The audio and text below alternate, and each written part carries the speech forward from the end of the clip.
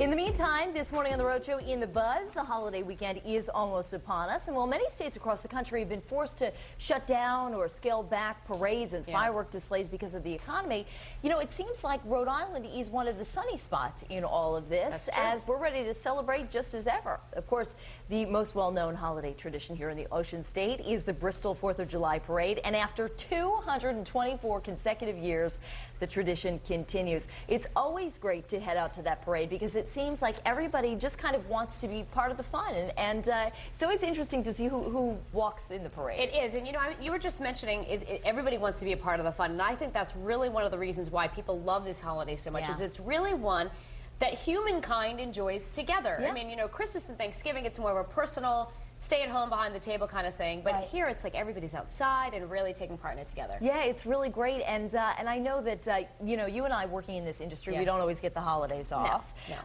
But I was able to cover the Bristol 4th of July Parade last year, and I was really impressed at the turnout and at the number of people who really, you know, want to see it thrive and get really excited. I always love seeing. Have you seen the human American flag? Oh yeah. There's a group of people who dress up as the human American flag. It's always funny to see the pole because it's like dressed in brown with that little black hat and the eagle on top. But what are some of your favorite Well, you know, I think I was going to say, you know, I don't think people really do it up grand. We all sort of tend to do this sort of the same traditional things, but I think that's what makes it great. It's simple.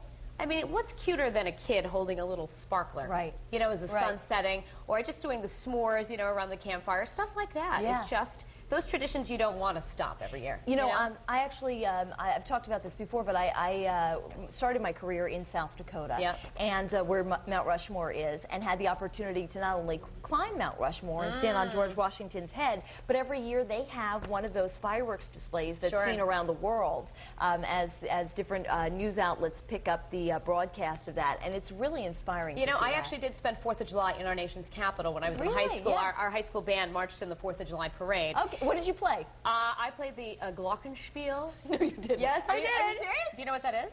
No. Fancy term for the xylophone. But anyway, we marched in the parade. It was quite an honor being from a small town in New Hampshire. Franklin Pierce, our 14th president, was born there. So, you know, and it was so cool to be in our nation's capital, so patriotic. The events were just going on all weekend long. You know, it wasn't just 4th of July evening. So. You know, my father is actually, he's a retired police officer for New York City, and he talks a lot about seeing different fireworks displays over the Statue of Liberty, which is very inspiring. Courtney, I want to bring you into this because I wanted to ask you what your favorite tradition for 4th of July is, but also I just need to comment that clearly the Glockenspiel is, and Danielle, I mean, match made in heaven.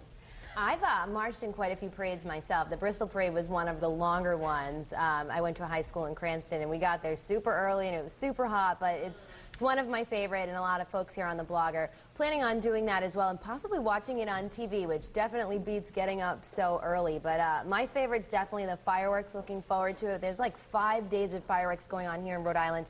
And I've posted the list here on foxprovidence.com, so you guys can check that out whenever you get a second. But we also have a poll here on foxprovidence.com, and we're just asking you, how do you plan to celebrate this 4th of July? And your choices are going to the Bristol 4th of July Parade, going to see fireworks, or getting together with family and friends. So you guys can weigh in now, and also have that same question on our Facebook page. And Becky is going to a wedding, and she says she can't wait. So that should be fun. I know a lot of folks getting married on that holiday, but the weather looks like it's holding out.